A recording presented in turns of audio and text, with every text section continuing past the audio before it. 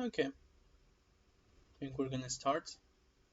So, thank you everyone for joining um, to our first community call. We haven't talked much about what we're building outside of our articles. Sorry about that. It's going to change a lot now. Basically, we've been working for the past 9 months on vote lending and a meta governance protocol. So there's a lot to unpack, and we're about to release our first part of the protocol, which is Paladin lending, and it's a vote lending protocol. To understand why we're actually focusing on vote lending and meta governance in general, I just wanted to give you a brief overview maybe of what's happening in governance today in crypto. So it's actually a very small ecosystem for now. If you look at the people who actually voted more than thrice on the biggest, on the blue chips governance, you have around 700 addresses. That means that we're only 700 people really participating in governance, which means that over 95% of the governance tokens are actually not used for governance right now. So there's a huge problem of liquidity. It means that essentially funds and core teams are actually the one that are participating in governance. So we are early and we need to find new solution to allow more people to participate. There are also no standards. Some protocols are on Governor Bravo, others are on Snapshot. It's hard to know where you actually are and what do you need to do in order to vote. So it's kind of complicated. Another thing that's more troublesome is that it takes a lot of time to follow what's happening in a protocol and to vote correctly. So the solution to this overflow information is delegation. As you'll see, delegation and the delegate function is probably one of our core focus in terms of engineering, and you're going to see us talking about it a lot. The last thing is that we're probably not using the right frameworks in the sense that we have over 6 billion of treasure inside of DAOs. You can look at DeepDAO, for example. But we're very weak and very weak to governance attacks. So we need to find new solutions, new ideas to basically build the next part of governance and the next part of decentralized finance. The reason why this is so important is that basically decentralization without decentralized governance has no meaning. It makes no sense. Because if you're decentralized, but it's a centralized entity that takes the decision and has the decision making, then you're not really decentralized. The whole point about being decentralized as a protocol is that you're basically going to be able to have your community and a lot of different users being able to vote. So the reason why we're focusing on meta governance in general is that we want to create a place where people are better incentivized to vote. And the first part for us to build that is building what we call vote lending protocol. So the basic idea of the vote lending protocol is we're going to have on one side people who don't use their voting power and who are going to be able to loan it, and we're going to have to lend it, sorry, and we're going to have people who actually need more voting power to push their decisions and who are going to be able to borrow it. So it's a bit like Aave and Compound, but you're not voting, you're not lending a token, you're just lending the voting power. This means that you can stack different yield opportunities on top and then lend on top of it your voting power. For example, you can stake your Aave token to the safety module, have the yield, plus then loan the stake Aave voting power. That's just an example. I'm going to let Tom who do some presentation about it because he's just going to demo it quite quickly. Go ahead, man. Yeah. Thank you, Roman. I'm just going to share my screen, guys.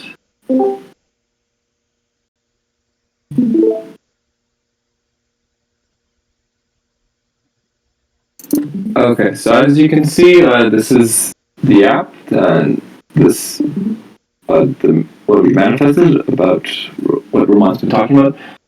So some things will be familiar and some things will not be. A general overview will be accessible here. So as a depositor, you will simply just deposit your governance tokens at launch. It'll just be Aave, Stake Aave, Uni, and Compound. And you can just deposit and earn the yield from the borrow fees. And then as a borrower, there'll be a couple more steps. So we'll go through that today. So this is the main dashboard, and you can see you'll be able to see how much voting power you have in your wallet, and then if you borrow, you'll see under delegated how much of that voting power that you've borrowed, and your total will be over here. So just as a simple depositor, you can just head over to supply, check out the asset you're interested in, and some stats over here. The TBL here is just to show how many tokens are in the pool, not the actual value. So I'm going to go ahead and deposit some comp. Okay, so I'm going to put in, say, 200.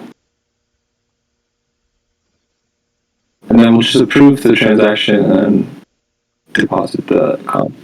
And as Roman was mentioned, the goal after this from here is to enable more composable tokens. So ideally, you have like C tokens or other A tokens, anything with governance rights, and then you'd be able to deposit and earn additional yield on top of those assets. So this is ready to deposit.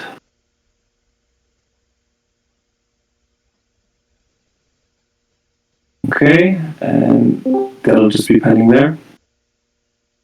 Then once I deposit my comp, I can head over back to the dashboard and I'll be able to easily monitor the yield and the other stats there. So that went through, and I'll just head back real quick. And you can see the total balance and the API on the assets. And yeah, that'll just be that'll be updated there. As you can see here, the balances in PalComp, that's what you hold. The comp will be in our contracts. But whenever you do want to withdraw from the protocol, you can just click it and do that over here. But yeah, that's it as a depositor. So if you were an activist or anyone looking to borrow voting power, you would head over to borrow. And let's say I'd like some uni. So just a quick little note here. This is the weekly rate, and this will this is going to determine the Paladin fee. So when I hit borrow, we can see how much uni is actually available to borrow.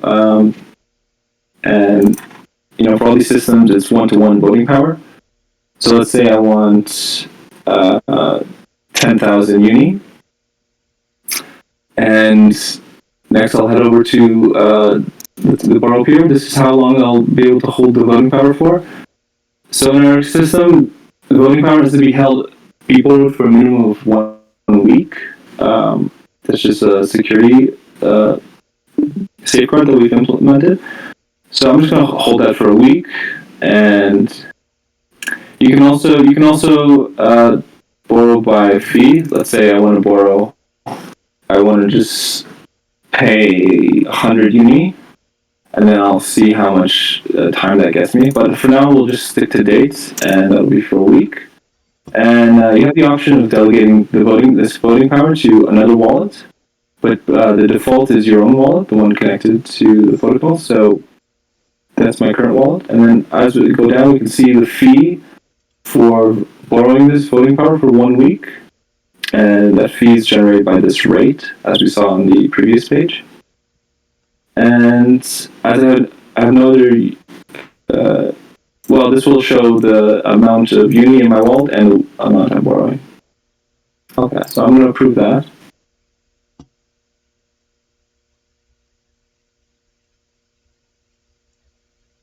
And just a good reminder for everyone, it kind of can go over our heads, but it's important to remember that voting power is recorded in the voting systems. It's recorded by snapshots on the block.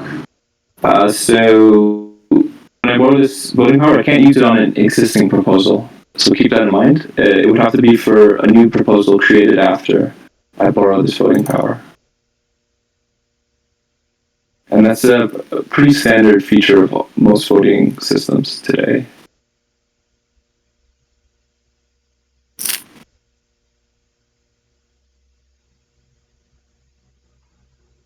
Okay, looks like that went through. All right, So, again, I've done my portal, where I'll go right back to the dashboard where all my stats should be here on the left. Looks like it just hasn't updated.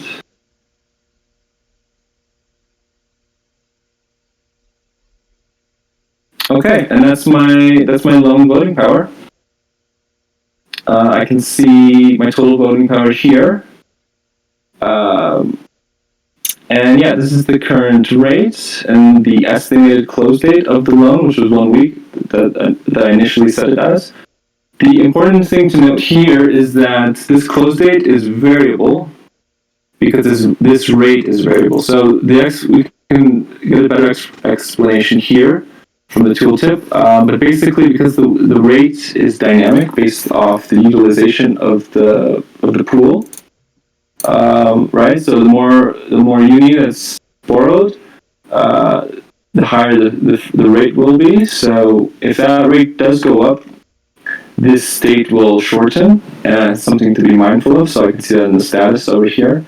But it can also go down as well, and the time can extend. But if it does go up and the loan gets close to its end date, based off the remainder of the fees, this status will change to dying. So if that happens, you can either go into the loan here and extend it. You can select the date you want to extend it to, and then you can just pay the additional fee to keep the loan at a healthy range. Or you also have the option of closing the loan at any time. And what happens here is because you have an amount of fees that will be paid out during the duration of the loan. Let's say if you close your loan early, you can get a portion back of those fees. If you close it near the end of the close date, closer to the end, you'll have less fees on the close, but that's always an option as well. And you can also change the delegate here if you want to delegate the voting power to another address. And so as you can see, that's this is the amount of fees I've paid, and then these are the amount of fees that will get used up as we get closer to the close date. And yeah, so if it does hit dying and you don't extend, eventually the loan will get killed by anyone who is interested in doing that. They'll collect a fee, and then this voting power will be returned back to the pool. And that's the gist of it. Thank you very much, everyone. And if you have further questions, stick around. You can ask them right after this.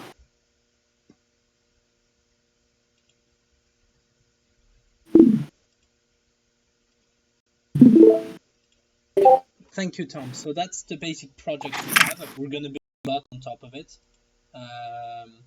I'm sharing my screen again. There's 2 or 3 more slides, but there's not much. We didn't want to show you too much in terms of slides.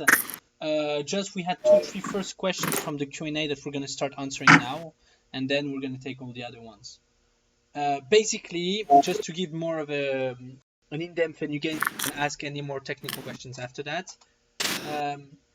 We have this the way we structure the protocol.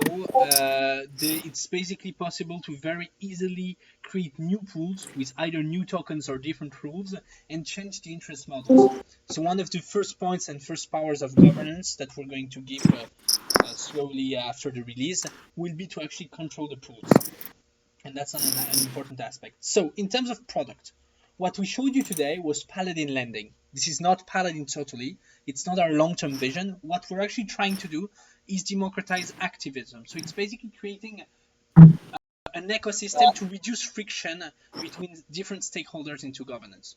Paladin lending is our first building block, which is teaching us a lot technically, but it's also enabling liquid governance. And we think it's a very interesting brick to do. The second thing we're working on today, and we're going to talk about it for the first time, is called Project Gordon. It's basically in the same vein as Paladin lending, but the idea is how do we create a secondary market for gauge voting. For example, in Curve, today if you own vCurve, you can actually vote to boost your gauge of liquidity mining into Curve. What's really interesting is that they've started actually talking about creating delegation around it, and we've started building what we call Warden, which is basically a way to loan your vicar as vote. Potentially, it's not but technically possible yet, but also to loan your gauge or your boosts. So basically, the whole Curve ecosystem is going to come with Paladin soon enough. We're in the process of finishing a smart contract development, but we also need to do a front end. So it's not for now, but it's the second thing we're working on. And it's basically the same thinking as Paladin Lending, but a different product because it needs different technologies because of the fact that it's a locked token, a vested token. And lastly, something we will reveal later, we're working on something that's going to basically reduce the friction for coordination for minority holders. This is something we're very excited about, and we'll show in due time. Okay, so we were very vague on Paladin Lending, so let's talk maybe a bit deeper about the roadmap of the product. So where we are right now, basically we're done in terms of development for the project. What we haven't done yet, actually we are in the process of doing it, is getting an audit. We don't want to release a product that hasn't been audited, especially the product we just showed you, because it potentially could be a big governance token vortex, and we don't want to have any security problem. So we're in the process of being audited right now. It started 3 weeks ago, and it should end in the next 10 days. At that point on, when the audits are done and we're sure of releasing a high quality product, we will release on mainnet. So this should happen by end of September, if not, or beginning of October. That's the first step. After that, we're going to start talking about adding new markets. It's going to be a version that looks quite a lot like the version that you have on testnet on Coven, with a lot more tooltips and more clarity and 1 or 2 extra features, most notably zaps, which means that people who are going to be able to borrow will be able to borrow in ETH or DAI and not only in the governance tokens, which is more efficient and reduces friction for borrowing. Once we're done with this release, we're going to release new markets, new voting tokens. We don't want to release for every single governance tokens right now because we think it could break governances who are not ready. But there are some of them who we have identified, on which we have working proof of concept and which we'll slowly add onto Paladin Lending. There's a hint. If you guess, you can start leaking it, but we're not going to add more about the next release. After around a month or 2 months of being live, we will start transferring a pool creation power and revenue sharing to the community.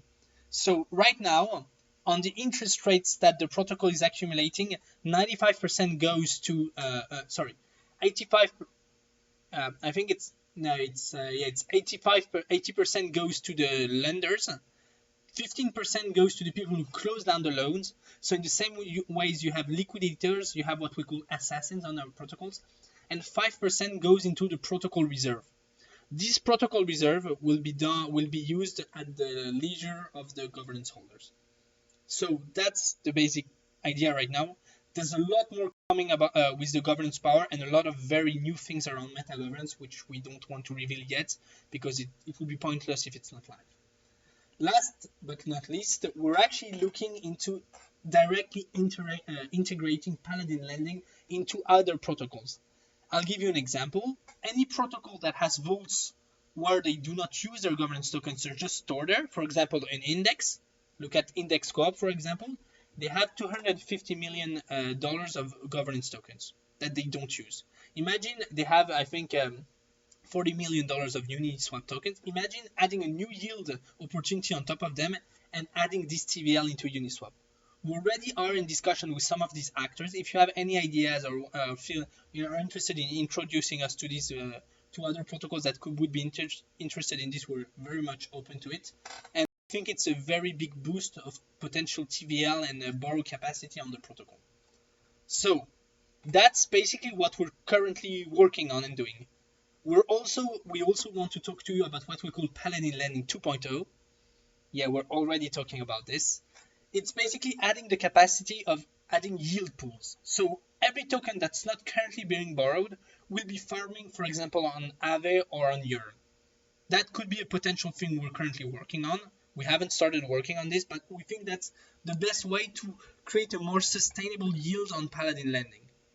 what Paladin Lending was built was built to become a governance token vortex to create new use cases around governance tokens, and it was also built around the idea that we can create new money Legos. Paladin Lending is a new money Lego that you can build on top of all the current governance token protocols. So that's the basic idea of Paladin Lending, and that's where we're going right now. Okay, thank you very much. One last thing I would like to talk about is the fact that we have decided to do a small raising round that we just closed with strategical investors to be able to grow this together with the community and go in the right direction, because things are going really fast right now, and we've been developing on the side for 9 months. Now we need to go out in the open and accelerate a bit. That's the basic idea of things. Thank you very much for listening. I'm going to check if you guys have questions. Feel free to write a message in community AMA if you have new questions. Okay, so there's one that was asked and I forgot to answer, which was from Jake Lynch, about the mechanism design for designating voting power without designating collateral custody, and does that allow lenders to receive staking rewards? So yes, you can stack staking rewards. I'll give you an example. With Aave, you could, for example, create an if Aave a balancer liquidity pool, earn the fees, the trading fees from this pool, stake this into the safety module, earn the fees from the safety module, and then stake this into Paladin and earn the PAL fees. So you could have the triple dip yield. We're just loaning the current delegation. So right now, technically, if you're able to delegate a token, you could technically add it into Paladin right now. So that's the base technical version of it. That's how it works right now, technically. About the lending duration of a week rolling, depending on whenever. Okay, no. So it's the length duration right now is depending on the block where you actually start the loan transaction. So it's actually block by block.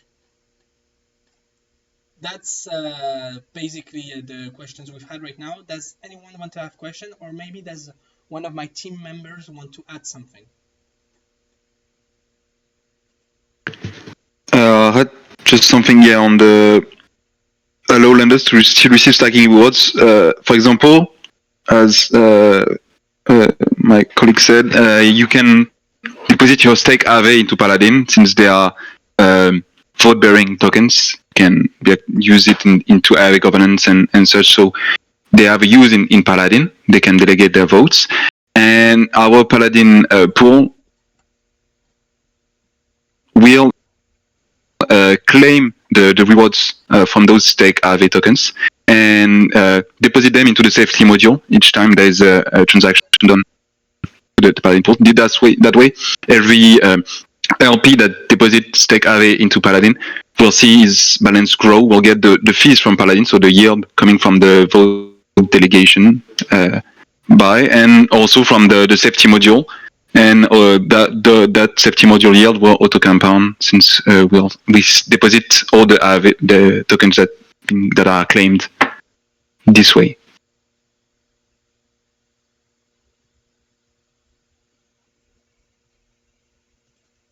Thank you for the details. Appreciate it. So, is there any more questions you guys need to ask? We've tried to be brief. We wanted to present the protocol before it's going live. There's a lot of things that are going to be hugely interesting, namely the fact that you'll be able to earn extra yield on these tokens or be able to unlock new liquidity. We're building a lot on top of this. This is our starting brick for everything we want to do in terms of meta governance. And basically, we're going to try to give a lot more transparency about the information you have as a delegate or a delegatee, and the incentives that are built around voting, which are very inefficient in our opinion right now. But everything starts with vote lending.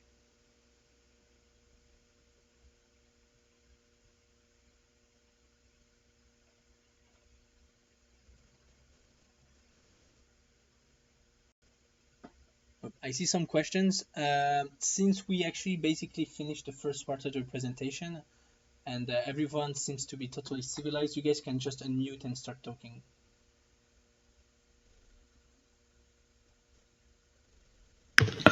pretty sure they can't unmute. Wait. We have locked it, yeah.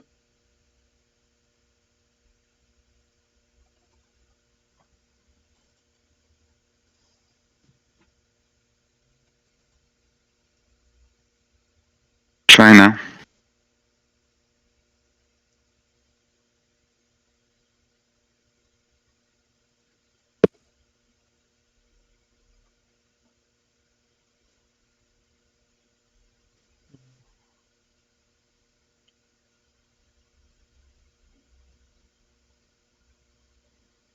Okay. So you can write something. We're gonna wait 2 minutes if anyone has any more questions on the comment channel now. If not, we're gonna stop the recording after that. But thank you very much for coming. If there's any questions, we're always open to them. We'll create a YouTube channel and put the video on it so you guys can see it again if needed. There's a lot of things to unpack and that will be revealed also in time. It's something very new. In crypto, we've been getting used to having a lot of forks or just built onto new concept. We've been trying to rethink the whole stack to create a new money Lego and a new protocol. It has taken us some time. For some of you who met us early on, we actually started working on this technically in January, which was 9 months ago. We're very excited to go live. We're very excited to create something new and to see how it's going to be received. We've tried to get as much feedback technically, but also in terms of ethics about the way we're building things.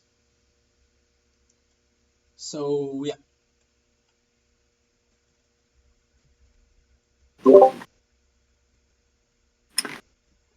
Yeah, quick reminder, guys, if you can unmute yourselves if you have any last questions.